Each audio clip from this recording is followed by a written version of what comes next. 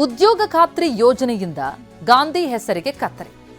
ಮನ್ರೇಗಾ ಯೋಜನೆ ಹೆಸರನ್ನ ಕೇಂದ್ರ ಬದಲಾವಣೆ ಮಾಡಿದ್ದಕ್ಕೆ ಕಾಂಗ್ರೆಸ್ ಕಿಡಿಕಾರ್ತಾ ಇದೆ. ಇದೇ ವಿಚಾರ ಇಟ್ಕೊಂಡು ಬೆಳಗಾವಿಯ ಸುವರ್ಣಸೌಧದ ಬಳಿ ಸಚಿವರು ಶಾಸಕರು ಧರಣಿ ನಡೆಸೋದಕ್ಕೆ ಮುಂದಾಗಿದ್ದಾರೆ.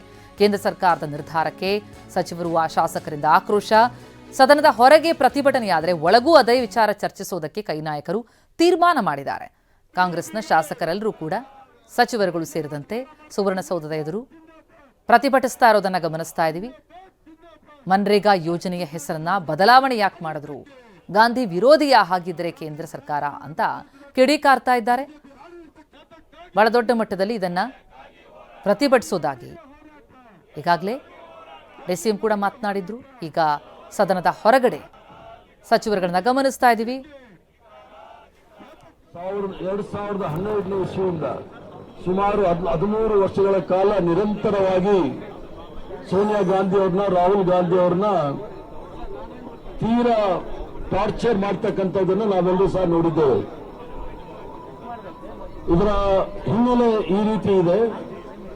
ಭಾರತೀಯ ಜನತಾ ಪಾರ್ಟಿಯವರು ನ್ಯಾಷನಲ್ ಹೆರಾಲ್ಡ್ ಕೇಸಲ್ಲಿ ಏನೋ ಅವ್ಯವಹಾರ ನಡೆದಿದೆ ಅಂತೇಳಿ ಇಡಿಯ ಮೂಲಕ ನಮ್ಮ ನಾಯಕರಿಗೆ ತೊಂದರೆ ಕೊಡಕ್ಕೆ ಬಂದಿದ್ದಾರೆ. ನ್ಯಾಷನಲ್ ಹೆರಾಲ್ಡ್ ಅನ್ನೋ ಪತ್ರಿಕೆ ಭಾರತೀಯ ಜನತಾ ಪಾರ್ಟಿ ಅಥವಾ ಜನಸಂಘ ಅಥವಾ ಹಿಂದೂ ಮಹಾಸಭಾದ ಪತ್ರಿಕೆಗಳಲ್ಲ.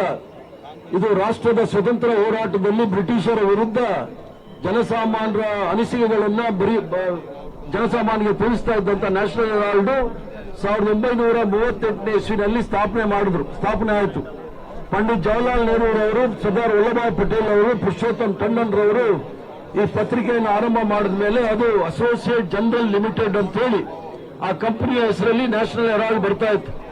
ಅದರಲ್ಲಿ ಹಿಂದಿಯಲ್ಲೂ ಕೂಡ ನವಜೀವನ್ ಅಂತ ಹೇಳಿ ಪತ್ರಿಕೆ ಪ್ರಕಟ ಆಗ್ತಾ ಇತ್ತು. ಉರ್ದುನಲ್ಲಿ ಕೋಮಿ ಎತ್ತ ಅಂತ ಹೇಳಿ ಅದೊಂದು ಪತ್ರಿಕೆ, 3 ಪತ್ರಿಕೆಗಳನ್ನ ಈ ಒಂದು ಅಸೋಸಿಯೇಟ್ ಜನರಲ್ ಲಿಮಿಟೆಡ್ ತರ್ತಾ ಇದ್ರು.